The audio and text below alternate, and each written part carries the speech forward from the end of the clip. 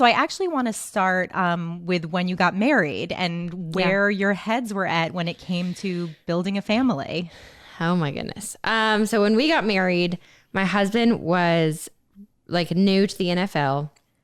I was working like crazy, traveling around the world. I was on tour with the Olympic team. And so starting a family, it was definitely something we wanted, but it was not the time at all. We were just like, let's take a few years. Like, I want to be married and then we'll talk about kids later on. But we knew it was in the cards for us, just definitely not then. And because you're an athlete, when you thought about going through those physical changes, did you have any qualms? How did you, your relationship with your body is a little bit different than the average woman. Yeah. So I'm curious kind of how you thought about that, the physical part of it. I was terrified of it because I've been very open about this, but I struggled throughout my gymnastics career with a lot of eating disorders and body image issues and just self-confidence issues when it came to like the physical aspect. And because my entire career was based on how basically my body looked and how it performed, I couldn't wrap my head around gaining 50 pounds and not being able to move, and be mobile and how that would affect me mentally and affect the baby. So it really, really scared me. I had been working for many years with like a psychologist and a nutritionist to get myself healthy again. And my biggest fear was that something so beautiful, just like pregnancy and a baby, would bring out something, I don't want to call it ugly, but all these like ugly thoughts that I had about myself. And so I wasn't sure how it would work out. So it made me really nervous. And I don't think a lot of people realize that women who have gone through disordered eating, pregnancy can be a huge trigger, and something that seems as simple as going in for every appointment and being weighed. Even before you got to that stage, how did you work with yourself, with your therapist, to think about all of those body-related things that would come up? So I would say it was a very long journey. It started with the first pregnancy, which was kind of an oopsie, but it was the one that we ended up miscarrying. And it was very, very traumatic for me because it was like, as soon as I got pregnant, something switched in me where I felt like a mom and it didn't feel like my body. All those decisions about what I should eat and am I eating too much and all these different things that I used to obsess over, like instantly disappeared. And I was like, I'm feeding my body for my baby. And it was a feeling I had never felt before. And I just felt freed from the eating disorder world. That's incredible. So it was a miracle. Thank goodness. I definitely was triggered going into the doctor's office and getting on a scale. I would like close my eyes every time just because I really didn't want to care about the number. I just wanted to know that the baby and the pregnancy was healthy. But I had the same mindset of, as long as my body's growing, as long as the baby's growing, I'm fueling my body for the baby. And it's no longer the insecure vanity that I had. It's such a beautiful thing to come out of pregnancy. It's really nice. Yes. So I want to go back to that oopsie moment. So you weren't trying, but it sounds like you weren't not trying. Yes. So tell me about when you thought like, oh my God, I think I might be pregnant. We were living in LA at the time. And I remember just kind of feeling weird, that for a while. And I remember I was still working with my nutritionist and I remember texting her and I was like, I think I have like a parasite or a bug or something is going on because my stomach's upset and the food isn't working and all this stuff. And she's like, okay, let's schedule a call or whatever. I love that you didn't even consider that it might be a pregnancy. You're like a parasite before a baby. Yeah, I had something wrong. And so like we scheduled a call and it was by the time I got to that call, I had a missed period and I was like, okay, this is weird. And so out of curiosity, I was like, could I be pregnant? And so I went and got a pregnancy test. And the day that I took the test, it was actually the day that my husband was flying out to the NFL to his team. And we weren't going to see each other for 2 weeks. Like at the earliest. And it was like, as he walked out the door, I like went back to the bathroom and looked at this pregnancy test that I didn't tell him about. And so it wait, was you pregnant. took it, like you peed on the stick when he was still in the house, and in the few minutes that it took to get the results, he left. Okay, that's some very specific timing. Yeah, very specific. I didn't plan on telling him, and I really in my mind had like brushed it off like, oh, this is not it, I'm sure. And I remember calling my nutritionist and I was like, so it's not a parasite, it's actually a pregnancy. So you told your nutritionist first? My nutritionist first, because again, all of these kind of like past obsessive moments and stuff, I really needed her guidance there just to make sure that I was healthy with it. And then I was I told my best friend, I was freaking out, by the way. So freaking out like in a positive way? I think I don't know how to say that, but like in a human way, I was bawling hysterically. I was trying to figure out how to tell my husband, but I did not want to tell him over the phone, especially since it wasn't something we were planning. That's kind of a moment you need in person. And it was a lot. It was a lot to digest.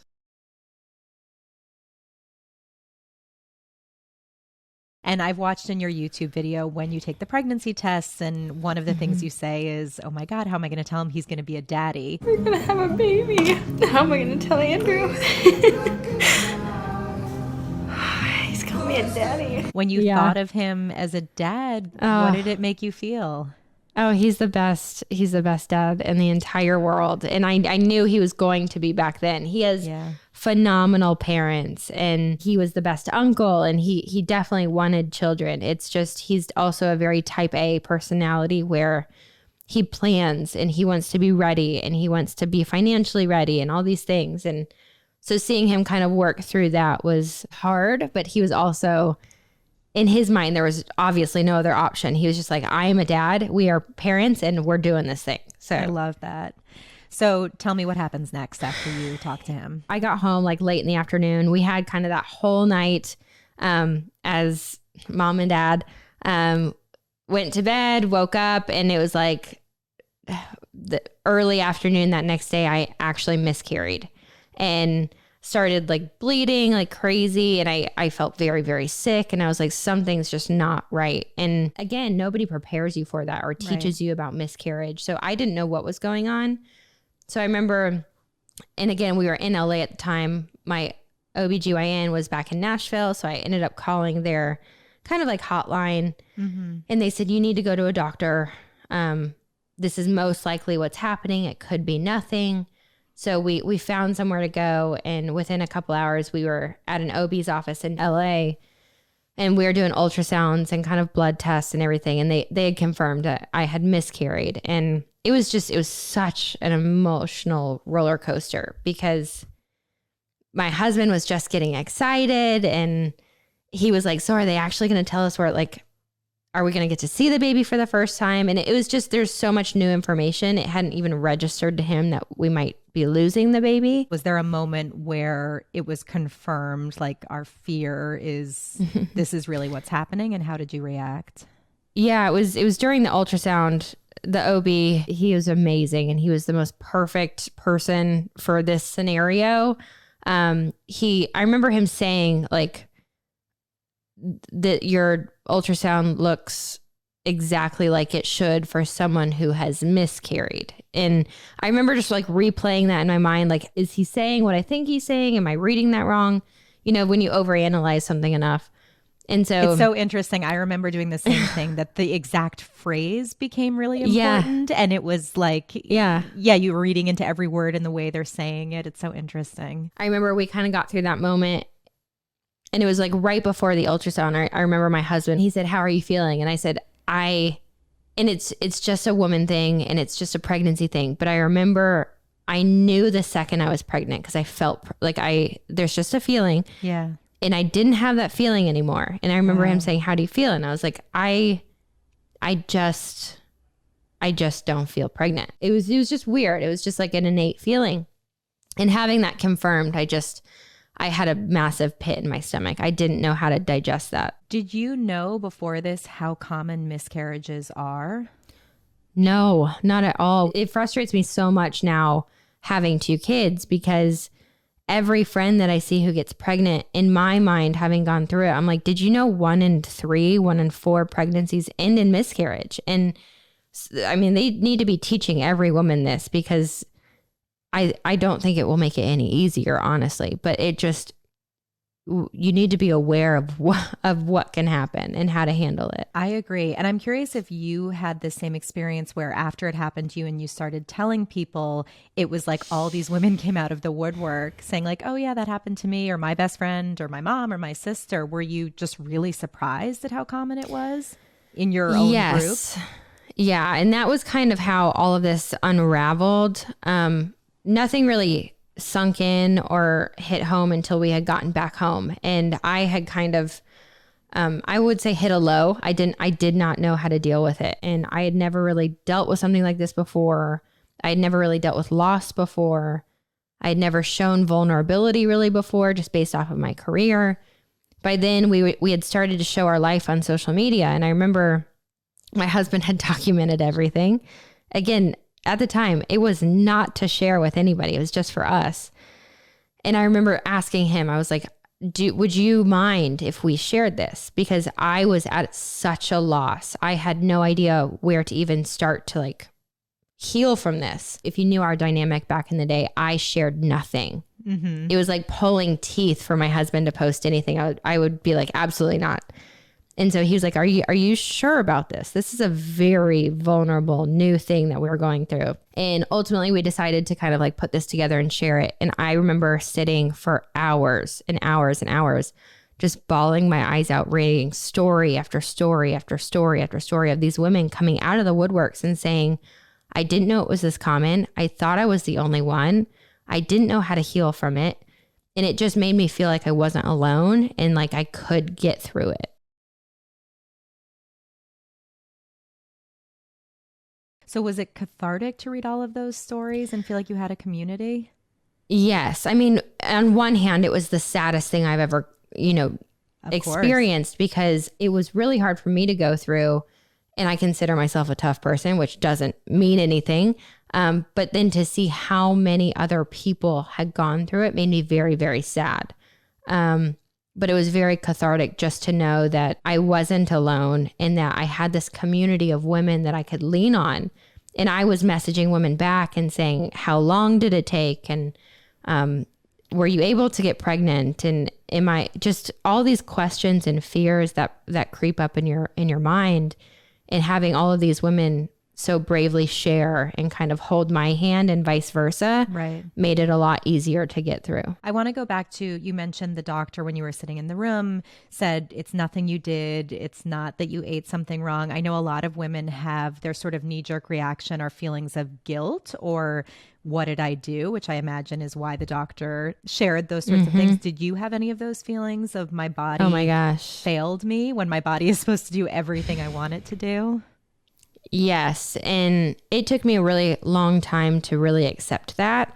But up until that moment, again, I had started to share the stuff later, but I had struggled so long with eating disorders. I had taken, excessive amounts of Adderall, and I had taken weight loss pills, and I had abused my body for so long that my worst fear going through all of that back then was, am I going to do permanent damage to my body? And I didn't have a period for years, and I'd truly done harm. And my first reaction when we miscarried and him saying it's nothing that you did was, but it probably is. Oh my gosh, if I could go back to that doctor's office, I was trying so hard to keep it together, but I was breaking inside, because in my mind, just as a mom, you have all of these guilts and these fears. And I was like, is my body, not made to have children? Did I abuse it so much that it can't carry a child? Is this God's way of telling me I'm not, meant to be a mom? And it was just, it's such a hard thing to digest, because as women, you have, I feel like, this innate feeling in your soul of, I want to be a mom, if it is you. Right. And that's what I'm here to do. And if I can't do this, I'm failing. Yeah, exactly. I felt like I had truly failed my baby. And it's almost, and this is such a dramatic thing to say, but it's just kind of, it's how I felt at the time. When you miscarry or you lose a child, you feel like you did it. And I didn't know how to cope with that. Did you express those feelings to your husband? I did. It's a very hard thing for a spouse or partner to witness because there's no way for them to truly understand. And I told him, I'm just going to word vomit, for the next week. And I need you to pull it out of me because I'm kind of in a dark place right now. And I expressed all these things and all they can do is pretty much sit there and listen. Sure. And tell me, where was your head in terms of getting pregnant again? Some women are like, okay, I had this, now I want to have it again immediately. And some women need much longer. Where were you at? So I am not a person that likes to bask in pain. And I'm not healthy that way. I know it's not a good thing, but I really don't like to feel it. I like to act like it's not there and push past it and just move on. So for me, my first reaction was, okay, let's get pregnant again. Let's just do it. Because I didn't want to sit and live in that moment for any longer. And my husband, on the other hand, went the opposite direction. He was like, this is a clear indication, just with us needing to heal, that we need time. And we need time to push past this and to mourn and to heal and talk. And it really put a stress on our relationship that way because I was being impulsive and defensive and trying to like protect my heart. And he was actually being rational and wanting to like do it the right way. And we fought over that for a very long time before it was almost a year and a half later before we ever kind of got to the same page where we're like, okay, let's start talking about this. So tell me about when you started talking about it and when that next step in the journey started. So it was about a year and a half later where we had finally gotten our groove back and we were like, okay, we're both on the same page. I feel healthier and healed and like I can go through this again and I can take another loss if that happens. Wow. That's a huge thing to be able to acknowledge going into a second pregnancy. Yeah. And it's hard. And I feel like the reality of pregnancy, which was I needed to get to a place where I was strong enough to deal with it if it happened again. And that took a while and it took a lot of self-realization there. But we had kind of gotten to that point and because we got pregnant on accident, we thought it would be an easy thing. Yep. And when we finally decided to start trying, it took us almost a year. And that in itself is a whole thing. But when you're actually actively trying to get pregnant and month after month, you get the disappointing news of you're not. And we were very, very lucky to get pregnant in a year is still a massive blessing. It's a long time though, to be waiting every month and to be disappointed by taking a test or getting your period. What were those 12 months like? Did you feel like you were just sort of living 4 weeks by 4 weeks, waiting and waiting? Yes. And I felt like we had gotten to a point where we were so ready that it just became not fun. Yeah, I hear you. It just came to that time every month where I was like, okay, let's just try this again. And we would get in arguments because I would just say, this just doesn't feel like how a baby should be conceived in this world, just out of just frustration and just, and scheduling. Yeah, it just didn't feel like the fairy tale movie that I had watched as a kid. And I feel like it was the first month where we were like, whatever.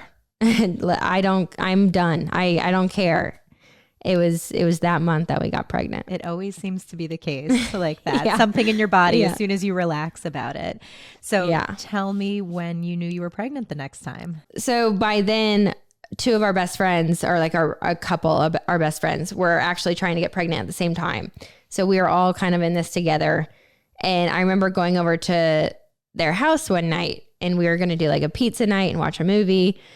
And I remember talking to her and I was like, my period is late. But again, going 12 months of no. Right. In my head, it wasn't even an option. And she's like, well, have you taken a test? And I was like, well, I took one of those the really cheap, just like strip ones. Yep. And I was like, it didn't really show anything, but I kind of couldn't read it. Like I thought maybe something was there, but not, and it wasn't. And she was like, get in the bathroom right now. And she had a pregnancy test and she made me take it. And in my head, I was like, there is no way. I had written it off completely. And I mean, within 2 seconds, that pregnant line came up and she's like, oh my gosh. Were you shocked? I think I was in shock. I didn't even know how to react. And again, that's a bittersweet moment because something that I think the miscarriage took away from pregnancy for me was the joy of a pregnancy test. Yep. Because in my mind, I saw that I was pregnant, but I was like, oh, this doesn't really mean anything. You know what you mean. And I was trying to already like build up that wall in my heart to protect myself. And I was just kind of like, oh, okay. And I just remember I walked straight out and I was like, babe, we're pregnant.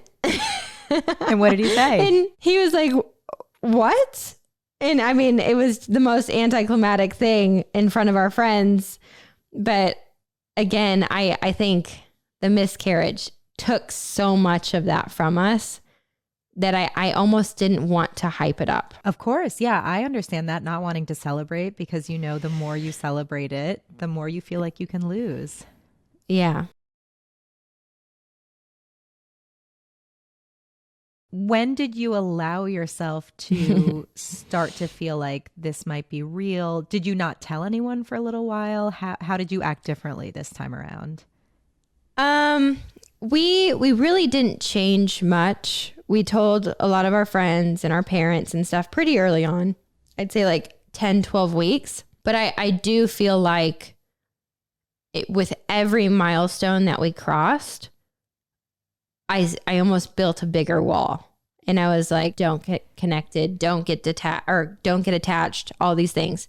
And we had some like red flags within our pregnancy and some health scares and like all of these things. And with every milestone, I was just like, oh, this isn't going to happen. And I remember, I think I was 20 some weeks along, 26 weeks along. And I remember driving to a gymnastics camp in Tennessee. It was like a 2-hour drive. And I bawled my eyes out the entire drive because it was like at that moment, I was just like, God, please save this baby. This is my baby. And I need them to I need them to be here. And I think it honestly took that long, almost third trimester of just, I will do anything to see this baby come here. Yeah. So tell me a little bit about those red flags and the health scares and how that made you feel. Yeah. Well, pregnancy is an absolutely terrifying thing that I've learned. So many things can happen and so many things can go wrong. And nobody prepares you for any of it. You think you have sex, you get pregnant, you get a baby, and that's it. Exactly. That's exactly what I thought. But with all of these different like tests and stuff, I had this really weird thing, which it ended in a perfectly normal, perfectly healthy pregnancy, but a lot of times it can't. I had a 2-vessel cord instead of a 3-vessel cord, which I didn't know was a thing. So instead of having, it basically can cut off oxygen to your baby, or like not give your baby enough oxygen, enough nutrients, and it can also not allow for like the toxins that are within your baby to get out. Right. So it can cause your baby to not be able to grow and to have preterm labor and stillbirth, all of these different things. And they caught this pretty early on. And it really, at the time, wasn't a big deal because they were monitoring everything, but it felt like it was monumental because they have to tell you all the risks and what's involved. And it was just a scary thing. So let's get to the delivery. And I think you were induced. Yeah. Okay. So tell me what that was like going in for the induction. So we were 2 weeks late and our OB had decided, let's just go in for the induction. She was breech at the time, just some weird things that they were like, let's just kind of start this going. So we go in for the induction. And again, having never done it before, I thought, oh, we'll have a baby in a few hours, which is a joke. Yep. So we go in for the induction. We're like, oh, we're going to have a baby like right now. 24 hours of labor later, I had this whole plan going in that I was going to do it naturally, that I did not want an epidural. I didn't want pain medication, nothing. And so I made it 17 hours before it had gotten to a point where I wasn't able to kind of like muscle through it anymore. And it was affecting her and it was affecting her heart rate, and the Pitocin levels were getting too high. it was just a lot of different things. So I ended want to up, pause there and talk a little bit about, because again, you have a relationship with your body and your body's Yes. abilities that's a little bit different than other women. So Yes. you went into this not wanting a lot of intervention. Did you have feelings of all bodies, of course, my body should be able to do something like this? I mean, you must have an incredibly high threshold for pain and you can push through things. 100%. And by the time I got to that 17th hour, in my mind, I was like, I need something. But the athlete in me, the perfectionist in me, the mom in me at the time that truly didn't understand the intervention science, I was just like, I'm a failure if I ask for help, truly. And the nurses are so amazing that they really try not to push you one way or the other. Right. They ask what your preferences are. And at one point she's like, honey, it's okay. And I was like, I think I'll get it. And I just felt so weak at the time. And I was just like, how could you be asking for this? And I remember looking at my husband and be like, I failed. And I'm just weak. I can't do it. And he just kind of laughed and he's like, what are you talking about? You're having a baby. That's not even close to true. I should be able to do it naturally. And it's such a weird feeling though, because I went in thinking, oh, women go through this all the time. They can handle it. They do it, whatever. I'll have no problem. And so having to kind of go through that first hurdle of accepting that I needed help and I needed something was hard on me. It wasn't hard after I got the epidural though. I was like, this is great. This is great. So you get the epidural. You're still aiming for a vaginal delivery at this point. So how many more hours do you go? So we went 8 more hours. And for me, I think the hard part about all of that was I had gone hour after hour being checked and going through every possible, form of assistance you can possibly imagine, which are some like torture devices. And with every hour and every time they checked, I would be dilating more, but she wasn't dropping at all. She was stuck in my pelvis and she was stuck within like my pelvic bones and she wasn't able to come down at all. So they kept checking. On the 24th or 25th hour, my doctor said, we'll give it 1 more hour. And if she doesn't progress at all, we should start talking about other things. And it was within that last hour, her heart rate really started to be affected by all of the induction medication and she wasn't dropping at all. And so my doctor was like, we really need to talk about a C-section. And by then, my plans had already kind of gone out the window. Of course.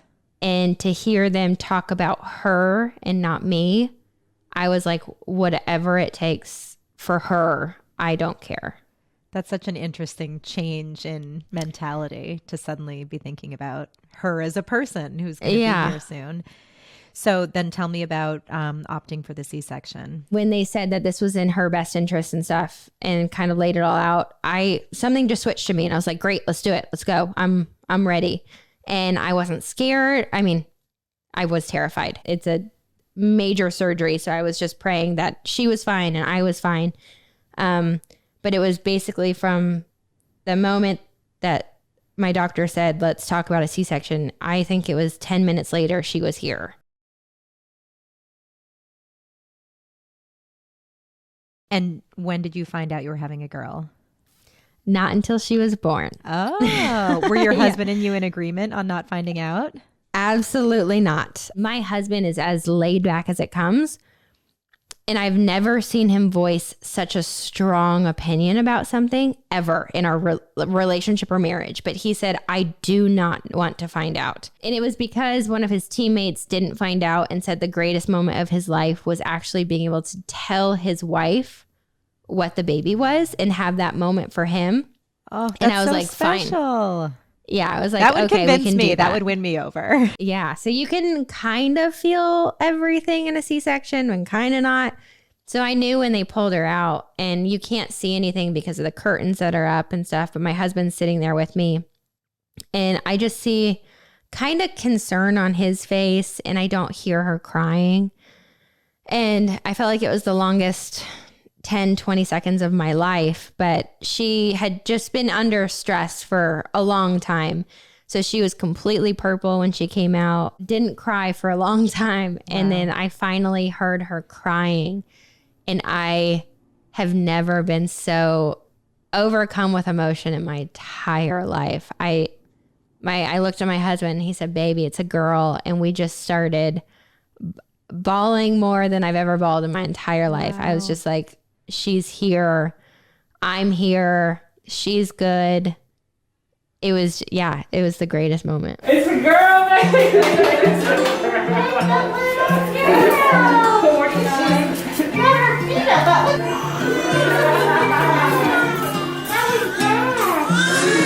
So when did you hold her for the first time? About 20 seconds after that.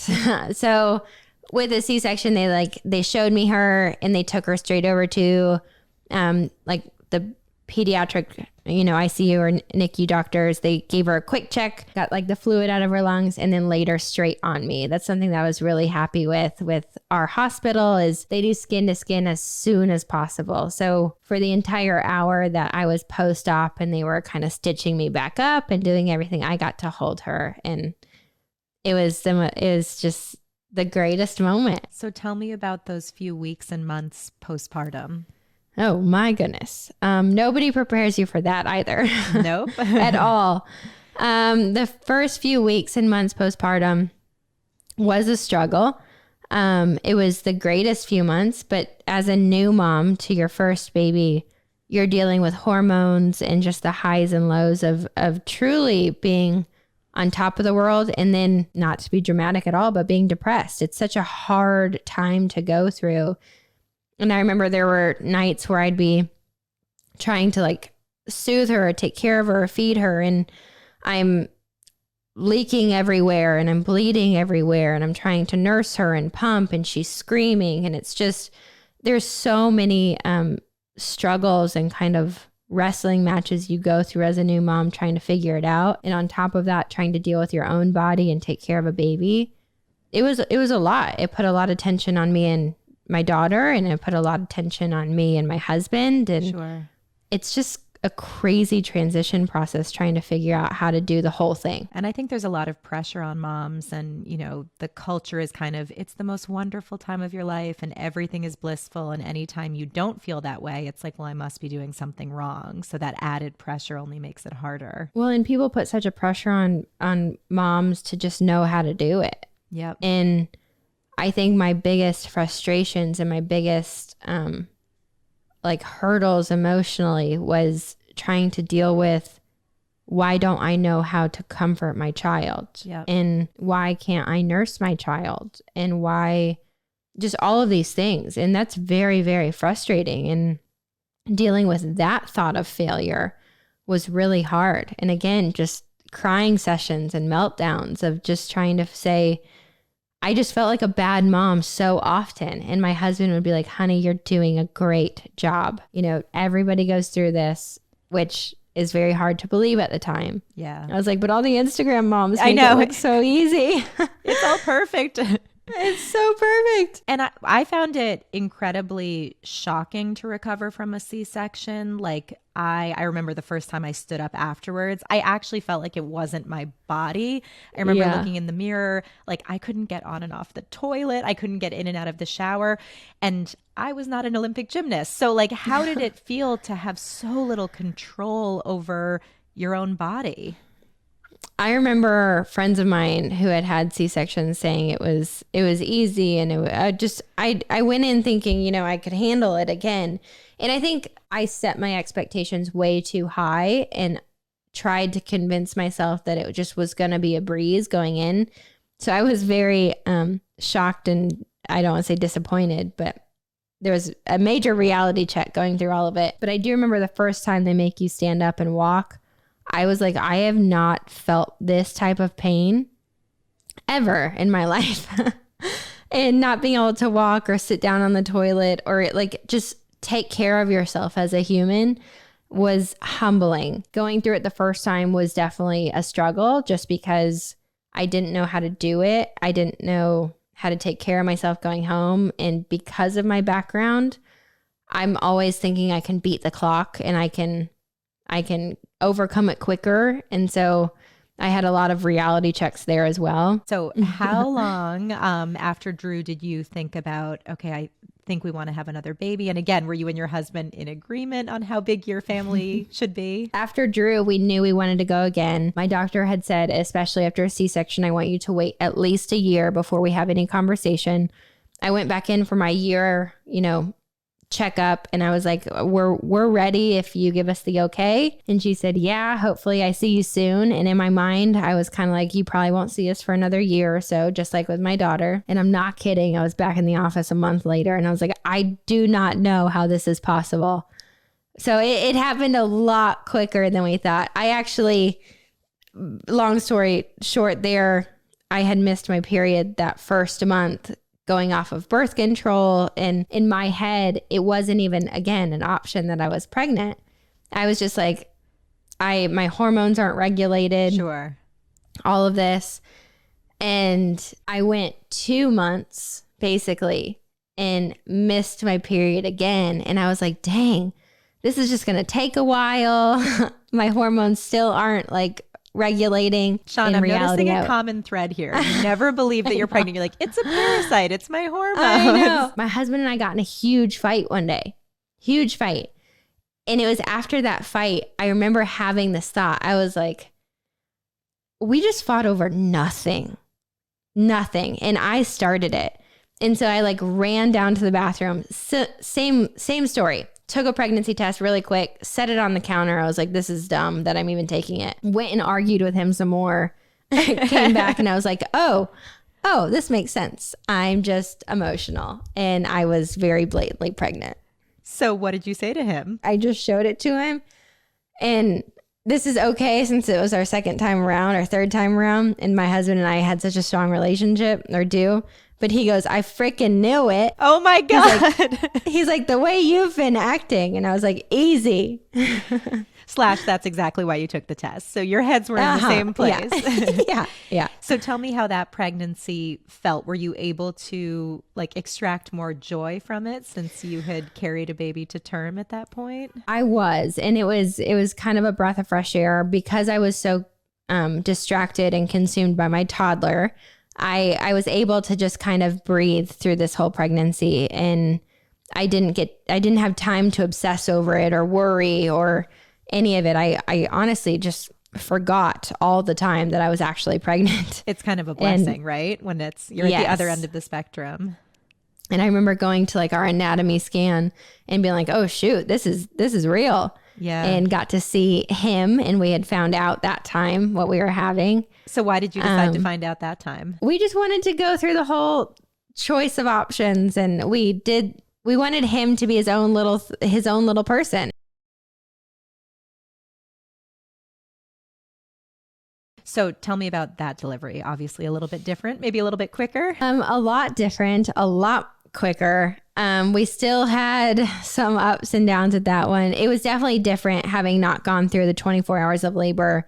Just walking into the operating room and getting on the table, that was scarier this time just because you're more with it. It's not just a breath of fresh air. It's more concerning.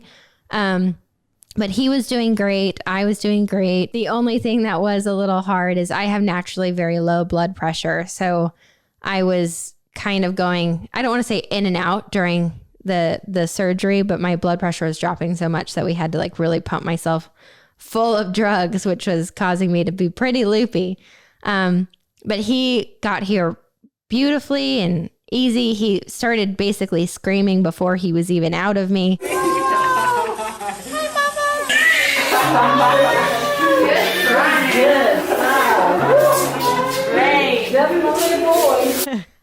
And how big did he end up being? He was 9 pounds and 13 ounces. Shawn, he was a big if guy. You had tried vaginally with that size. No. I would have torn from here to Timbuktu. So were you so relieved when you heard his weight? Yes. Yeah. So relieved. And I remember it was like the whole operating room. We all had bets on how big he was.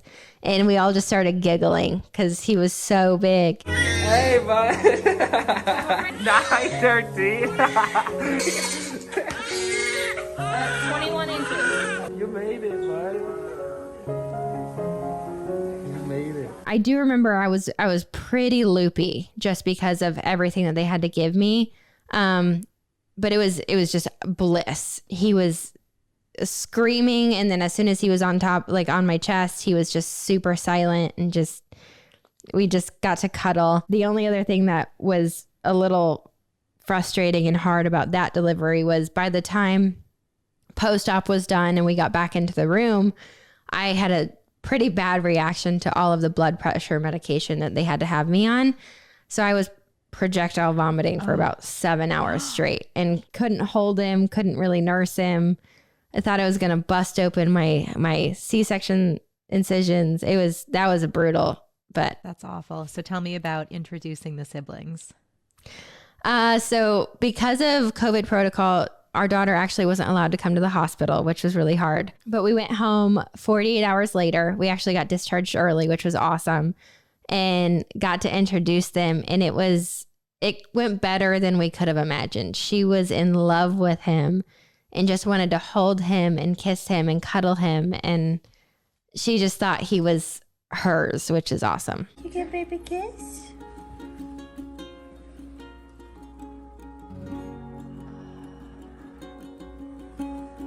Ooh, that's JJ. It's JJ. JJ. So I'm curious, when you look back at that first attempt and that miscarriage, how do you think about that now with more distance and obviously like two wonderful, healthy babies? I think it makes me appreciate my babies even more. But I feel like that will always be a part of me and always be a part of my heart. I still know the exact date and see it on the calendar every year and celebrate that baby every year. I watch that video, probably 10 times a year. Wow. And I know the soundtrack to it. It's something that I've healed from, but I also never want to forget, because I think it's a very important part to everybody's journey. And I feel like a lot of people are very quick to say, oh, I've moved on. Whereas I don't think you ever need to. It's still one of your babies, and it's still something you went through. So I don't think you need to kind of push past it. I think you just need how to learn to live with it. And are you glad that you shared so much with your followers and with the world? Absolutely. I feel like up until that moment, I was very filtered with what I shared. And I tried to be one of those on social media that looked perfect when I struggled with a lot of different things. And that's exhausting. It's when we try to be perfect that we actually probably need the most help. I love that. That's really wonderful. Shawn, this was so fantastic. I think I grilled I you love on talking about my everything. babies. Yeah, no, it was so wonderful.